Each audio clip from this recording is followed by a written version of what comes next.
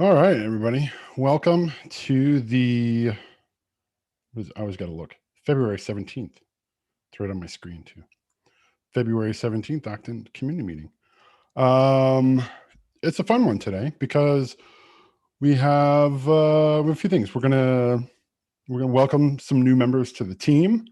We're gonna celebrate the release a little bit, and then we're gonna talk about contributing to Octant, and then maybe do some good first issue labeling.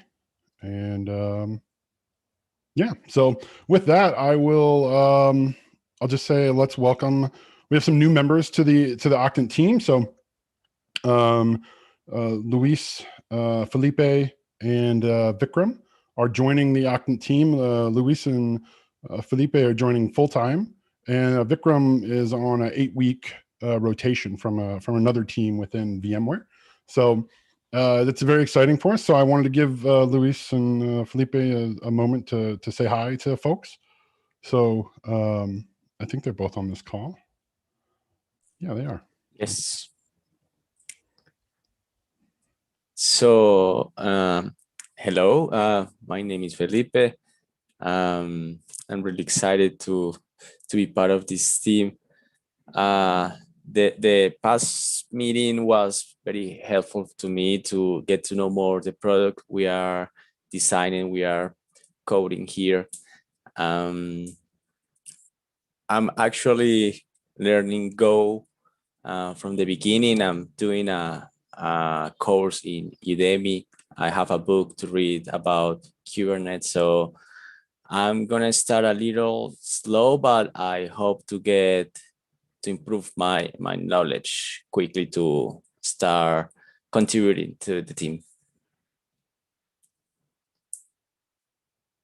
Awesome. Yeah, thank you. Luis, you want to say hi? Hello, my name is Luis. I am from Colombia. I'm pretty new with the team, but I'm very excited about the product. And that's it for me. Thank you. Excellent. And Vikram, if you're here, if you want to take a moment to say hi to folks.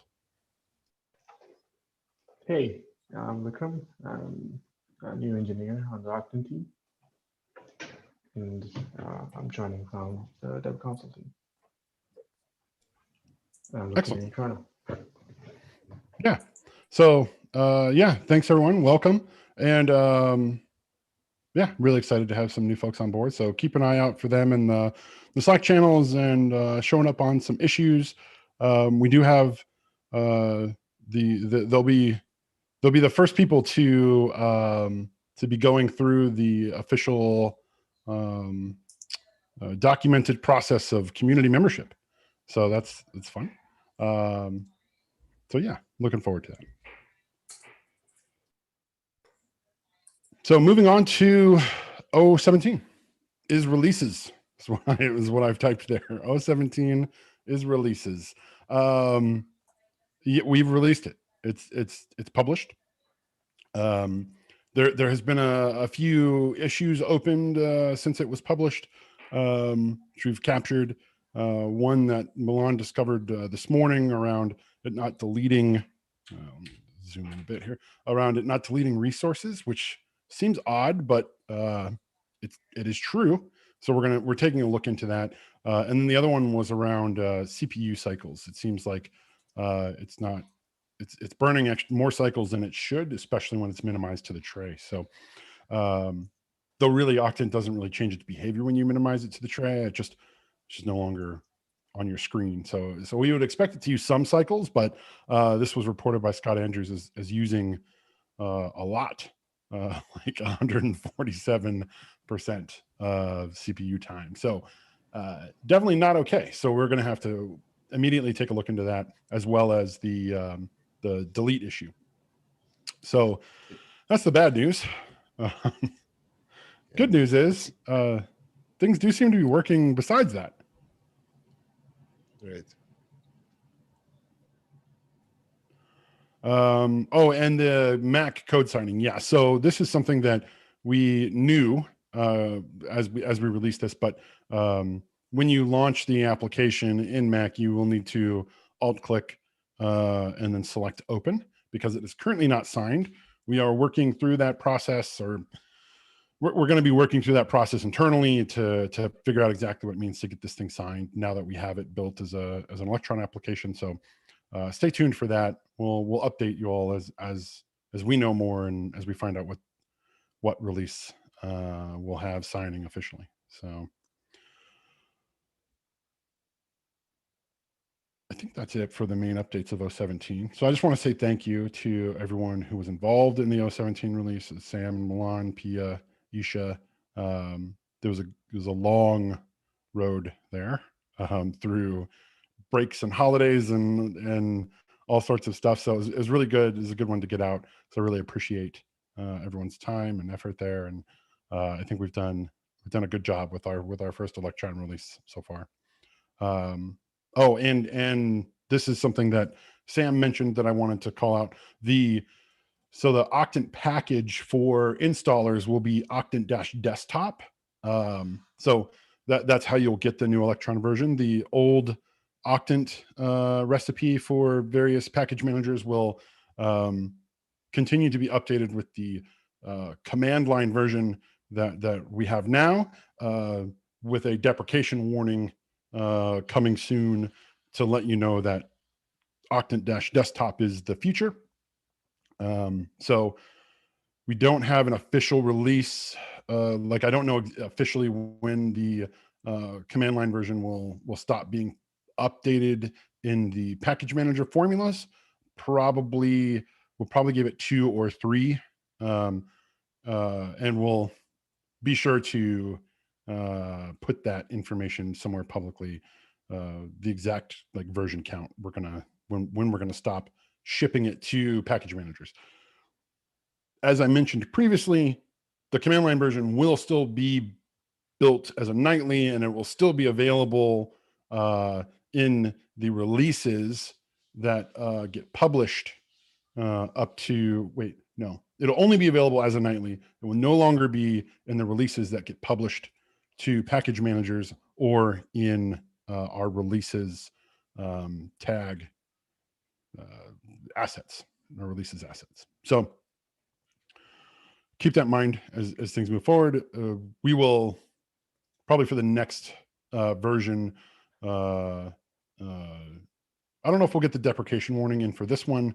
If we do, then it'll be there, but if not, it'll be in the next one. And then in that one, we'll have specific language about how many versions you can expect before it stops getting updated. We won't be removing that formula. We're just going to stop updating it.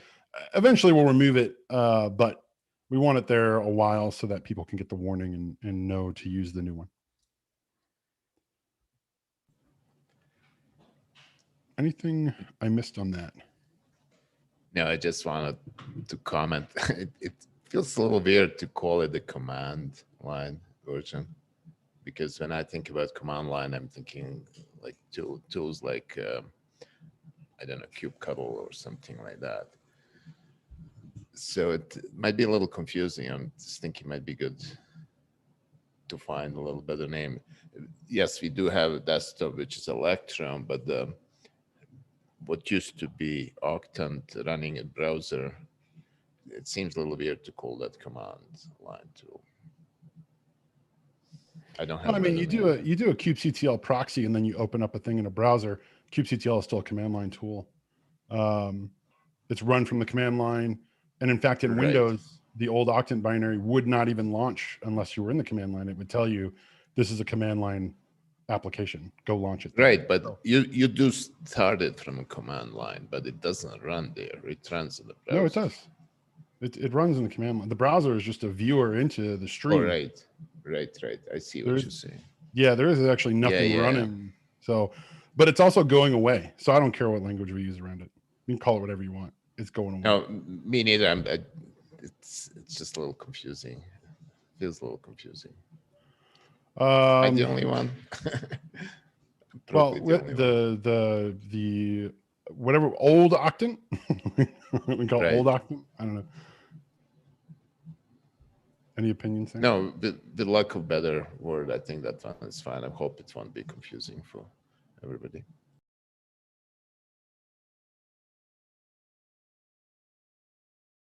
Yeah, it'll just be a time thing. Like, you know, we don't really have to delve into a semantic argument of what constitutes as a command line tool. But like this, like, you know, in about the course of one release, this whole situation is moot anyways. Right. Yeah. So whatever we want to call it, we can call it. If you think of a better thing to call it over the next release, let me know and I'll adopt it. I'm happy to.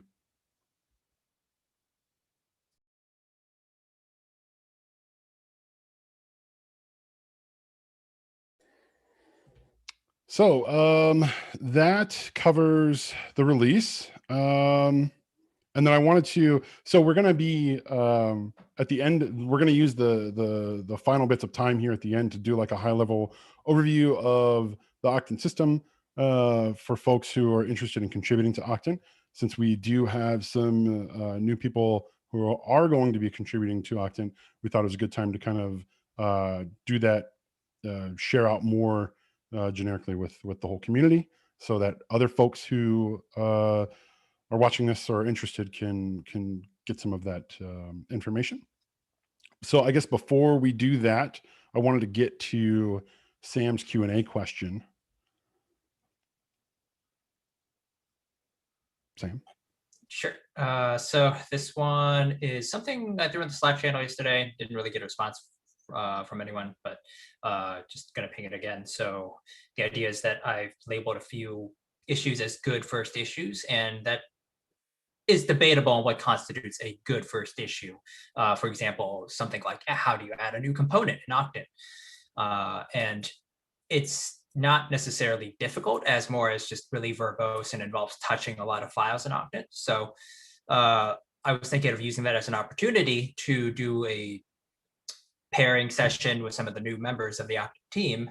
However, if there is community interest in building out new components over time, it might just be time better used to record some of this stuff and maybe narrate over it, or even try to generate like a lengthier piece of documentation over it instead of just making it an internal meeting where I just sit with folks for like a few hours to knock out a new feature.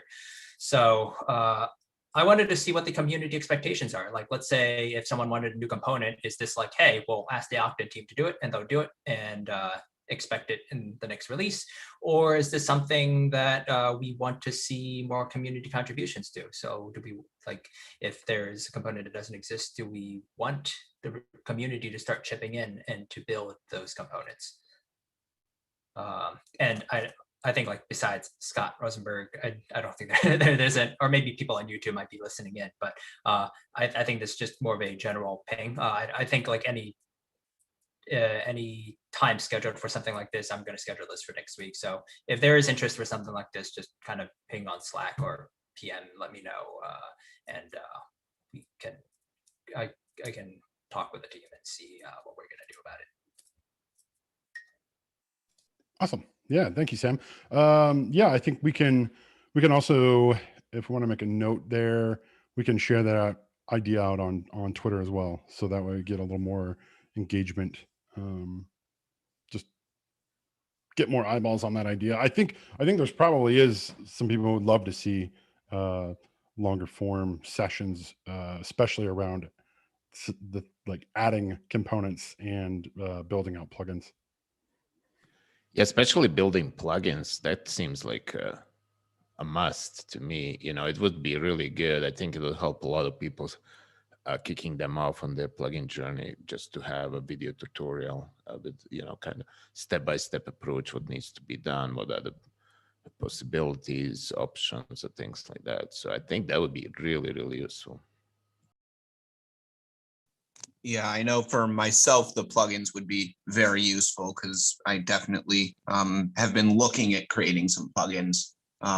So that would be very useful from my perspective.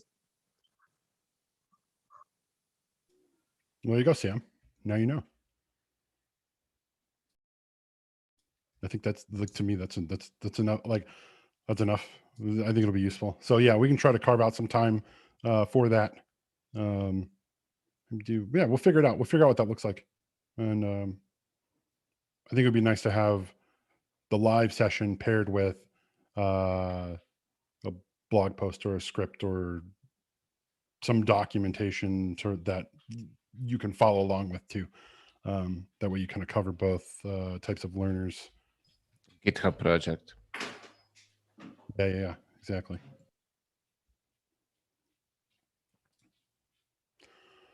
All right, I'm gonna. Okay, so that covers the updates from the 017 release, welcoming some new folks. So what I wanted to do now was do a kind of a brief, high-level overview of Octant, and specifically from an engineering viewpoint. And so the way I'm going to do this is a little different than in the past. In the past, we've just done like straight code walkthroughs. Those are very dense. Those are really hard to like keep focused and attention on as you're diving in, like spelunking through all of these deeply nested methods and interfaces and abstractions. So I'm going to try something different, which is I'm going to focus on the high level abstractions, and then I'm going to have Octant running while we step through those and show directly where those high level abstractions end up when you're viewing Octant. And I think that may provide a good foundation for folks who can then take that and dive deeper into the actual Go code and like looking at how these things are implemented.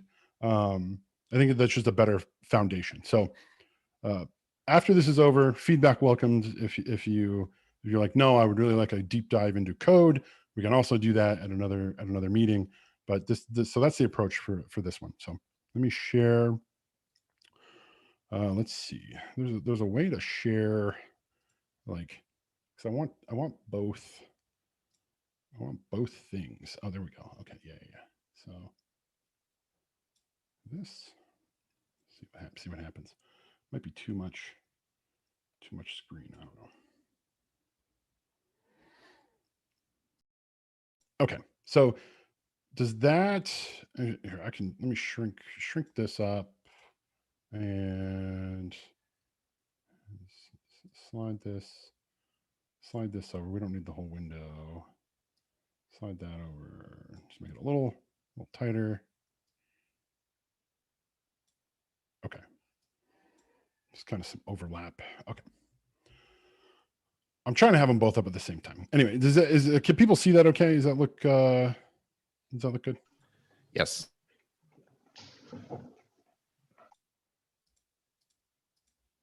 Okay. So I will open up, I have this, which I created. And let's zoom in on it here, like that. Okay. One more. Okay, so on the right-hand side is Octant. On the left-hand side is a high-level kind of representation of the various parts that make up an Octant module and the data flow out of a module, how it gets things from the cluster, and how it interacts with the user interface. So I think first, let's just start with this idea of right in the center, which is I think the most important piece, because it's kind of where everything gets integrated, is the module. So in Octant, on the left-hand side, you have these this first set of navigation, cluster overview, namespace overview, things like that. So these generally map to modules, like the applications module, the overview module, the cluster overview module. So when you see the term module, think one of these high-level interactions, including like plugin, right? Like plugins can act as modules. So in the case of this, we are in the overview module, which we have labeled as the namespace overview. And right now I'm looking at the workloads overview. So this navigation that you're seeing from the module is actually, it's registered within the module itself as navigation. So this module that you see in the center of your screen gets registered with a set of of modules that make up Octant. So each module, as we talked about with the left-hand side, each module gets registered into a list, and that list is traversed to then generate the content you see in Octant.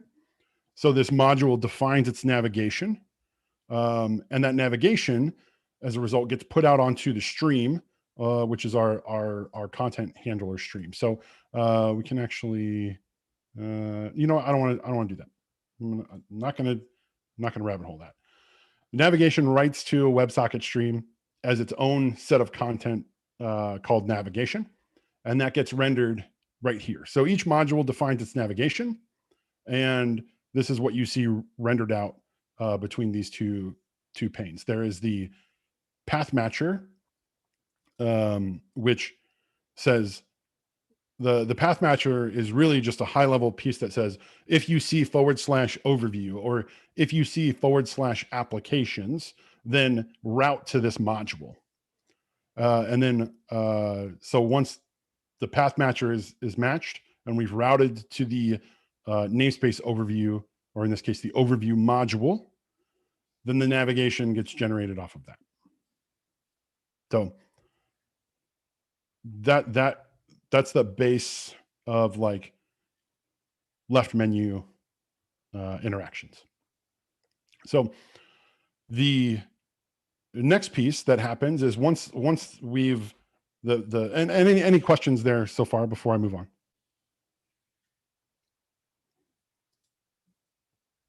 Intentionally keeping this high level. So interrupt me if you do have questions as I go. I am moving through it fairly quick, just for the sake of time, but yeah, I'll continue. So modules themselves have a set of describers. And now the describer kind of essentially describes what you're going to see in this page.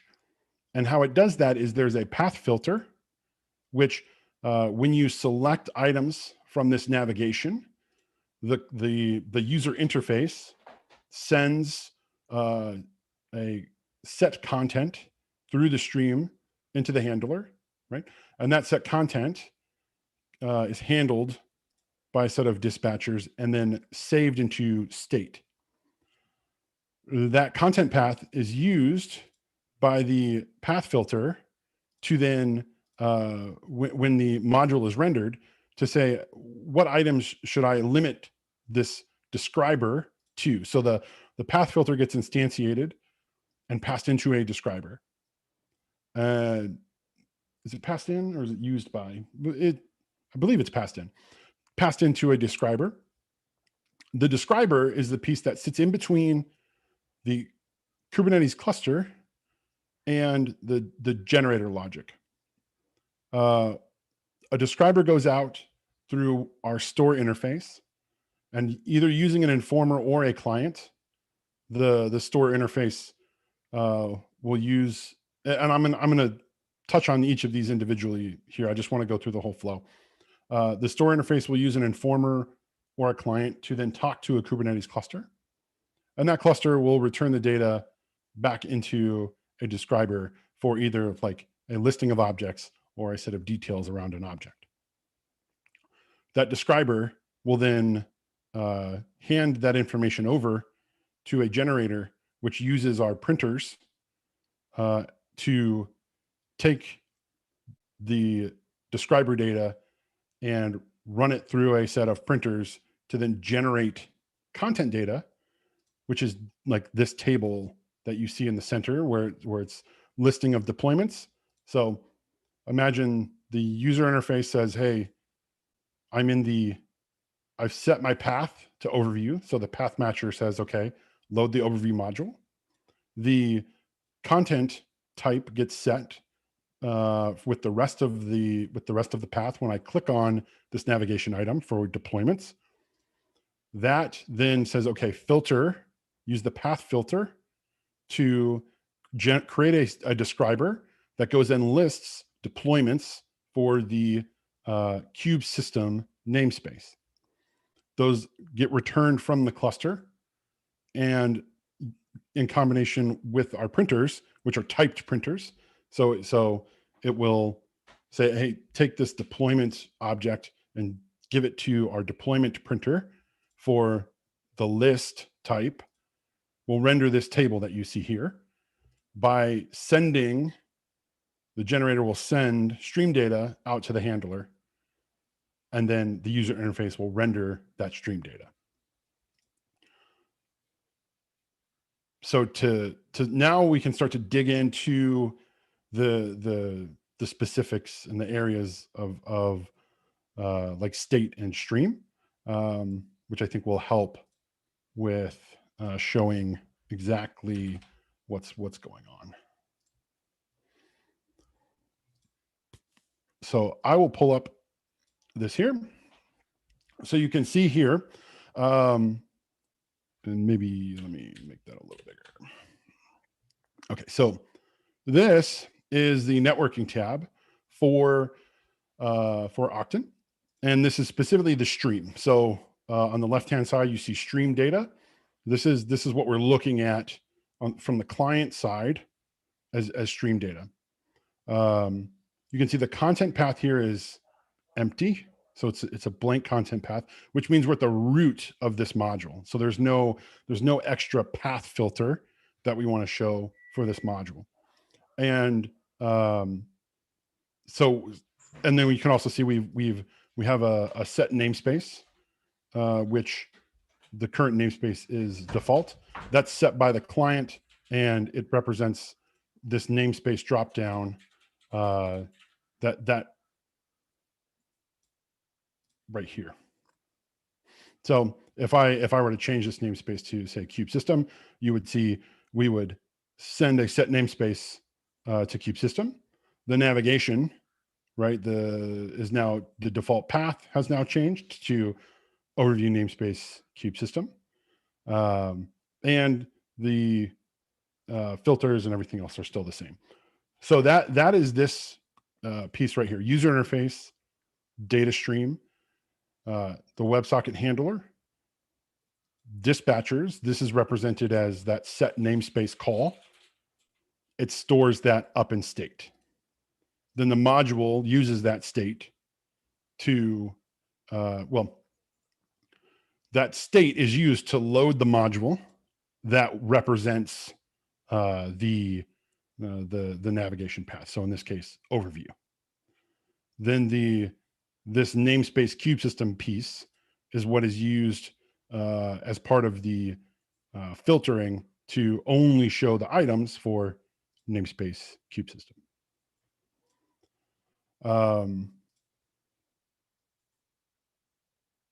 So I think that is okay. So that covers like the big pieces of Octant. And now I want to talk about how everything that is a module is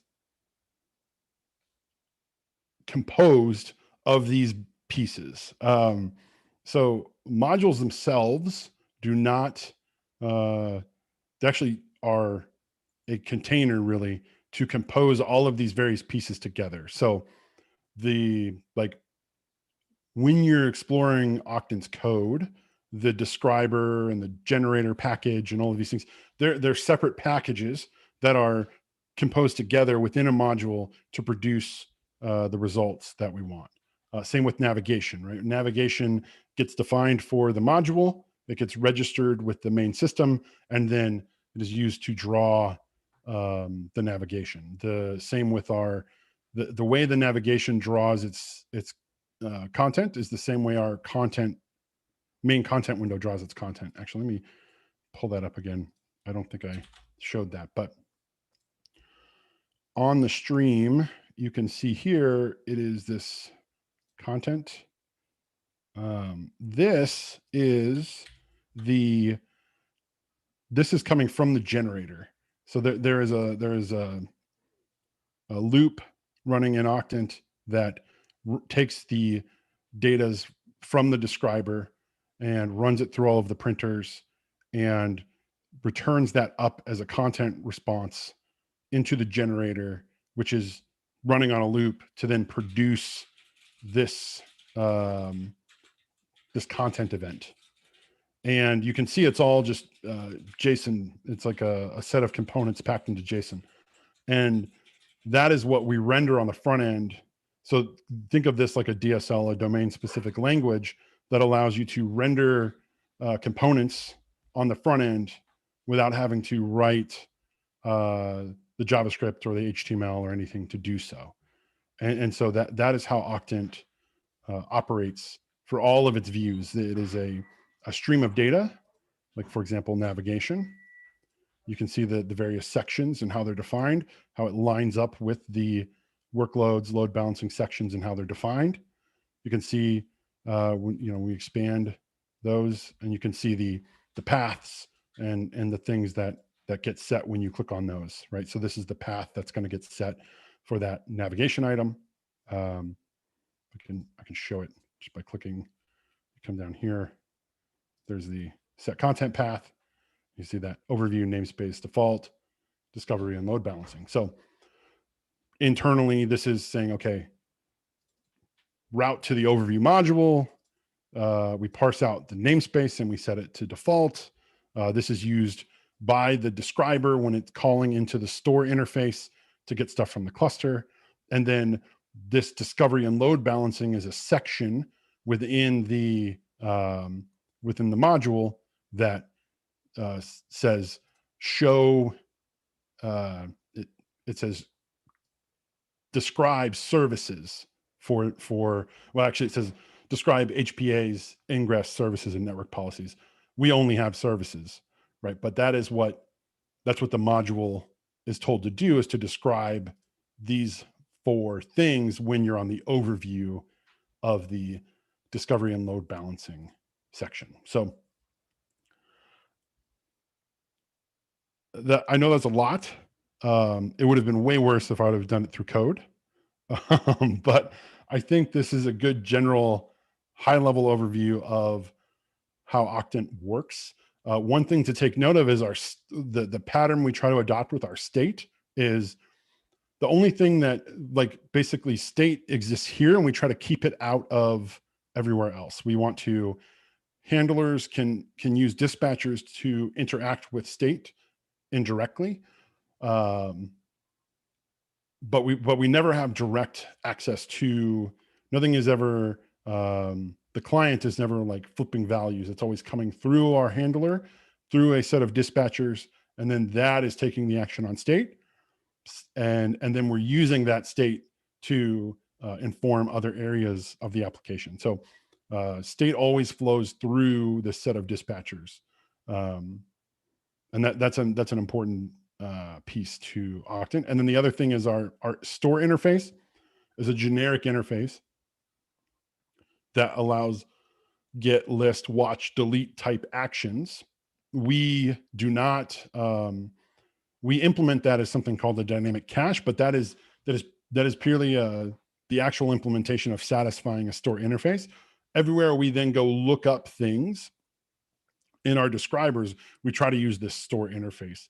There are a few exceptions to that where we are using the cluster client directly. Hopefully we'll be moving away from that soon, because ideally within a module, the module should not have to care if there is actually a cluster or not. It should just care that it got the right data that it needed. There's some notes. This is I linked this SVG in the HackMD, so it's there for prosperity for people to look at. And now I'm happy to dive, like I want to just have questions drive any deeper exploration. I think using this model, this diagram, while you're looking at the code yourself will be helpful. But I think that covers what I wanted to cover.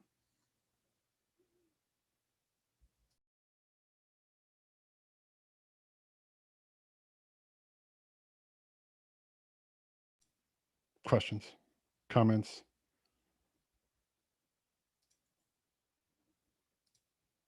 No.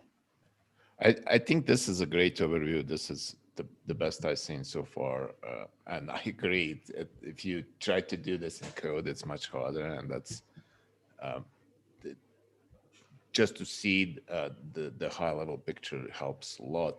But the thing I would wish that you expand on is to explain a little more how the content is created with printers, and how the filters take part into that and stuff like that, which is kind of next level, just kind of the magic inside the module. How, when you get the URL, how the backend creates the content stream based on that.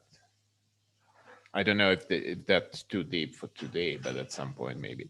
That, to me, that feels like a next logical level.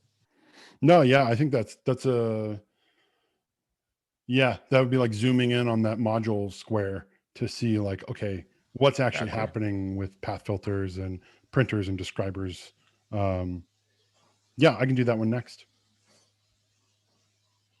Not next, like right now, because I have to do it, but What? I can I can draw up the diagram this week so that we have it for the next community meeting as well, and I can go over it. I'll publish it before the community meeting, but we can go over it there. That would be awesome. Thank you. I was just kidding. For me, it was a great overview about the project. So thank you very much. Yeah, you're welcome. Yeah, I think as I mentioned at the end, I think taking that traversing our code can be a little difficult. So taking that diagram along with you as you traverse the code, I think will be helpful, because you can find yourself looking at the generic interfaces instead of the concrete implementations.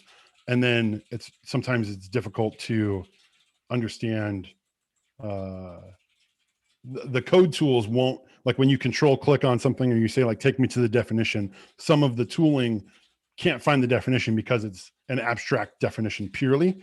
And it's only ever concrete in the fact that it satisfies the interface somewhere. So, and that can be difficult for tooling to identify.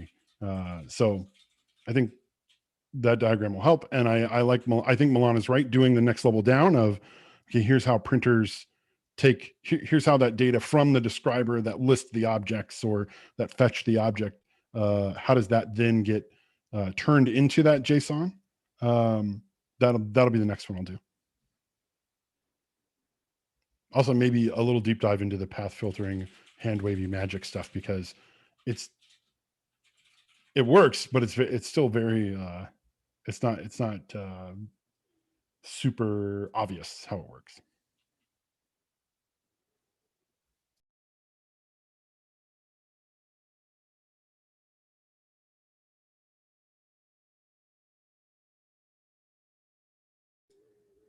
And then the last thing I'll leave us with is reference.octant.dev is a good place to go and like see the components and like the JSON that represents the components. So like there was that content stream we were looking at in the Network Explorer. You can go see like the individualized components that make up that stream on reference.octant.dev. Yeah, maybe you can show that it's kind of hard to find it unless you know where you're looking for it. And how do we call that?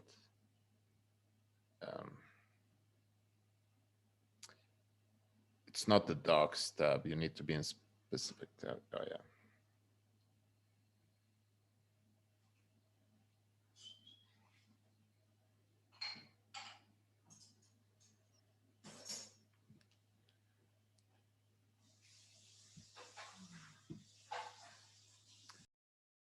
You're muted, Wayne. When you're looking at the sandbox view, so this is reference.octant.dev. The sandbox view is literally a copy and paste of our I think one of the namespace overview screens when you like first spin up Minikube, just as a proof of concept that you could copy and paste the raw JSON into the front end components and they would render. This is exactly that. And so this is the kind of more friendly version of it and you can actually make edits in here and see those changes get realized on the screen. Like I think if I just drop the S off that, you'll see it says service now. I don't know why the data went away, but we'll pretend that didn't happen. The data is still there. Actually, why did the data go away? I don't know. I gotta look into that now. That bugs me. But yeah, and all of our components have that same. You can come in and you can see like the drop downs and you can make changes to them and see it directly in the thing. So like that. So Wow, and our team is broken on the reference sites. Those components should be light themed. yeah. All right, that's all I have. Any other Q&A or things people wanted to talk about before we call it?